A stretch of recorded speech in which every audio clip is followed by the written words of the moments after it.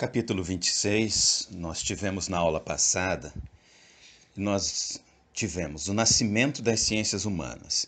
E no nascimento das ciências humanas, nós vimos as origens das ciências humanas, como é que elas se desenvolvem, em que contexto histórico elas se desenvolvem. Vimos também a dificuldade metodológica enfrentada por essa ciência, que seria a complexidade, a dificuldade de se submeter à experimentação, a dificuldade de quantificar ou da matematicidade, a dificuldade em se estabelecer objetividade quanto à subjetividade do pesquisador e à subjetividade do objeto pesquisado, que seria o próprio homem. E vimos também a questão da liberdade como fatores dificultadores do estabelecimento de uma ciência humana. Na aula de hoje, nós vamos estudar o item 3, que está na página 337 do seu livro didático. Diversidade de métodos. A questão colocada pelos primeiros estudiosos era sobre o fundamento epistemológico. O que é este objeto que se pretende conhecer? Em seguida, que método usar para alcançar esse objetivo? De modo geral, conforme as respostas dadas a essas questões, dentro das ciências humanas, nós podemos identificar, então, duas grandes tendências mais marcantes: a tendência naturalista e a tendência humanista. Tendência naturalista. Quando as ciências humanas começam a surgir, elas vão sofrer uma influência muito forte do positivismo de Auguste Comte, 1798 a 1857. De acordo com essa corrente filosófica, o positivismo, o conhecimento científico, a exemplo da física, é efetivado por meio de leis provadas com base em fatos concretos. Portanto, para entender problemas sociais, se é preciso agir como as ciências naturais, isto é, por meio de observação, experimento e método comparativo. Como expressão da tendência naturalista, nós vamos ter o método sociológico de Émile Durkheim e a contribuição de Frederick Skinner para a psicologia comportamentalista. Então, essa primeira tendência naturalista, ela vai se assemelhar muito a aquilo que havia sido conquistado pela ciência da natureza. E vai tentar superar os obstáculos da complexidade, da experimentação, da matematicidade, restringindo os fenômenos sociais como científicos apenas àqueles que puderem ganhar esse crivo, que possa ser experimentados, que possam ser matematizados. Isso vai criar uma ciência humana muito objetiva, mas que não leva em conta as múltiplas facetas do próprio ser humano, que é o objeto de investigação das ciências humanas. A outra tendência metodológica que surge para as ciências humanas é a tendência humanista ou hermenêutica. Essa tendência, ela busca o caráter interpretativo, hermenêutico, fugindo da tentativa de caminhar, de trilhar o mesmo método das ciências da natureza. Teóricos desta corrente afirmavam que explicamos a natureza, mas compreendemos a vida psíquica. Em grande parte, a explicação, que é o que se faz na ciência da natureza, busca as causas dos fenômenos para estabelecer leis. Foi o que fez, por exemplo, Galileu com a lei da queda dos corpos. Foi o que fez Newton com a teoria da gravitação universal.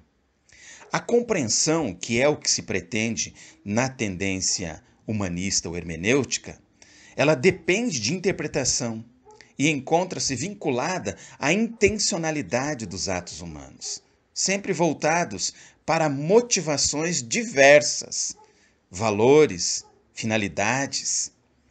Desta forma, as ciências humanas procedem à interpretação a fim de decifrar o sentido oculto no sentido aparente.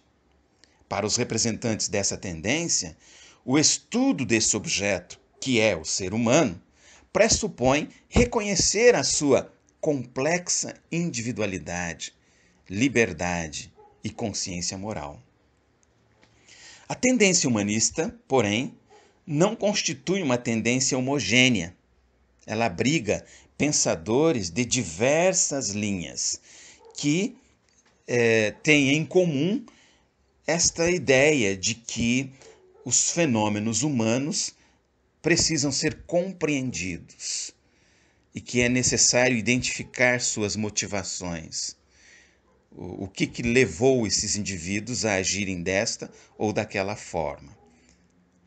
Essas duas tendências, elas vão coexistir e vão influenciar o aparecimento de diversas ciências. E elas estão presentes até os nossos dias hoje. Existem psicólogos que têm uma perspectiva mais positivista, outros que têm uma perspectiva mais humanista. Dentro dessas perspectivas existem subdivisões, maneiras diferentes de compreender.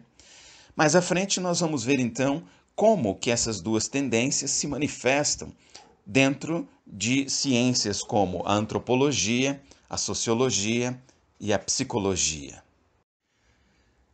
Na aula anterior, na abertura do capítulo, nós vimos que as ciências humanas nascem num contexto em que a Europa está fatiando o mundo e num processo colonizador, imperialista muito forte. Esse aspecto histórico também interfere no aparecimento de ciências, como é o caso do que veremos agora da antropologia. Esse processo colonizador, ele expôs então um contraste entre hábitos e costumes de culturas bastante diversificadas. Isso inquietou os estudiosos dessas recém-criadas ciências sociais e passaram então a pesquisar os povos não europeus. Deste modo é que aparece então a antropologia, que é o estudo aí de diferentes agrupamentos humanos nos seus variados aspectos, tipo físico, biológico, comportamento, instituições, costumes, nas suas formas atuais, como ao longo do tempo, como eles se desenvolvem e chegam às suas formas atuais. De início, a antropologia sofreu a influência das teorias evolucionistas darwinianas. Para representantes desta tendência, como o antropólogo Edward Burnett e o filósofo Herbert Spencer, a diversidade de culturas seria explicada pela evolução da sociedade, de modo que os povos tribais constituiriam um estágio primitivo, pelo qual já teriam passado todas as sociedades evoluídas ou superiores. Vocês conseguem perceber aqui que essa leitura, essa maneira de compreender, vai criar uma hierarquização, uma compreensão de que existem sociedades em níveis distintos, diferentes de evolução. O antropólogo alemão Franz Boas discordava da aplicação da teoria evolucionista à antropologia. Rejeitava essa ideia de progresso, evolução, superioridade como parâmetro para avaliar o estágio de uma cultura. Para este antropólogo, Franz Boas, cada cultura ela apresenta sua especificidade, devido à complexidade dos sistemas de parentesco, crenças, rituais. Essas conclusões basearam-se em pesquisa de campo, ou seja, no contato direto com a cultura investigada, em áreas geográficas pequenas e bem definidas. Assim, a antropologia adquiria um método para distanciar-se de teorias que não passavam de discursos fantasiosos, longe de uma análise mais presente da realidade das culturas investigadas. Posteriormente, os seguidores de Boas criaram o conceito de relativismo cultural, justamente para respeitar as especificidades de cada cultura.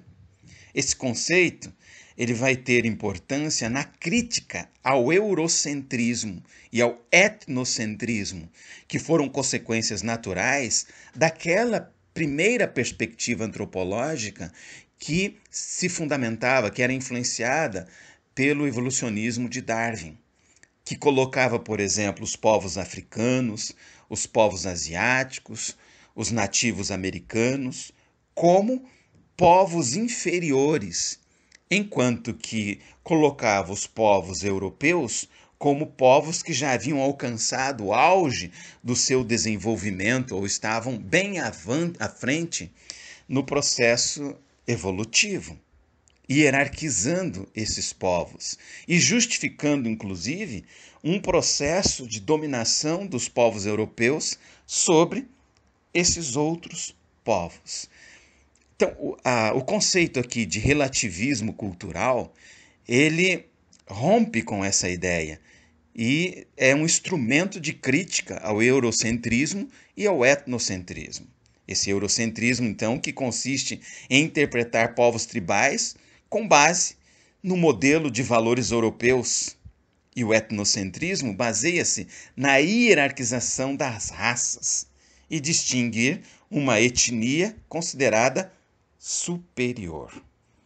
Então, essa caminhada da ciência da antropologia, que num primeiro momento está ali vinculada às teorias de Darwin, e depois rompe com essa teoria e fundamenta conceitos que vão possibilitar a própria crítica ou enfrentamento dessas ideias racistas, eurocêntricas, etnocêntricas, que serão extremamente nocivas no processo de dominação europeu sobre os demais povos.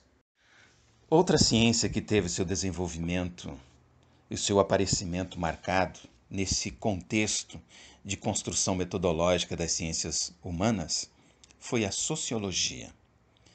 Os principais representantes, os principais responsáveis pelo nascimento das ciências sociais, que ocorre na segunda metade do século XIX e início do século XX, foram Émile Durkheim, Karl Marx e Max Weber. Esses pensadores, sem exceção, dedicaram grande esforço à metodologia. O sociólogo francês Émile Durkheim, ele representou a tendência positivista ao propor a sociologia como ciência objetiva que examinasse os fatos sociais como coisas. Essa afirmação dele causou polêmica. E Durkheim argumentou que não se tratava de reduzir fatos sociais a coisas materiais, mas que na sociologia, que se quer científica, os fatos sociais devem ser abordados com o mesmo procedimento das ciências da natureza. Durkheim ele está propondo que aqueles elementos de complexidade que não podem receber a matematicidade, que não possam ser objetivados, que estejam ainda imersos na complexidade humana, esses fatos não seriam objeto de uma ciência social. Só seriam objeto da ciência social os fatos que pudessem ser quantificados, submetidos à experimentação. Esse era o método proposto por ele, que se assemelhava ou que trilhava caminhos muito semelhantes ao caminho que foi trilhado pelas ciências da natureza. Em seu livro O Suicídio, Durkheim trata de um fato marcado por elementos psicológicos, mas ele prefere enfatizar aspectos de pressões sociais, o que torna o fenômeno sociologicamente determinado. Igualmente, em suas reflexões sobre a educação, prevalece a concepção determinista, segundo a qual a sociedade impõe os padrões de comportamento. Essa foi a primeira caminhada da sociologia. Posteriormente, Karl Marx, Max Weber vão propor outros caminhos, outros métodos para se compreender, se analisar o desenvolvimento das sociedades. Nesse instante, no nosso estudo filosófico aqui, fica apenas essa primeira parte, que seria a parte influenciada pelo positivismo de Augusto Comte. Na aula de sociologia, possivelmente, o seu professor de sociologia vai aprofundar muito mais essa compreensão desses teóricos, Émile Durkheim, Karl Marx e Max Weber, dentro da construção dessa ciência que seria a sociologia.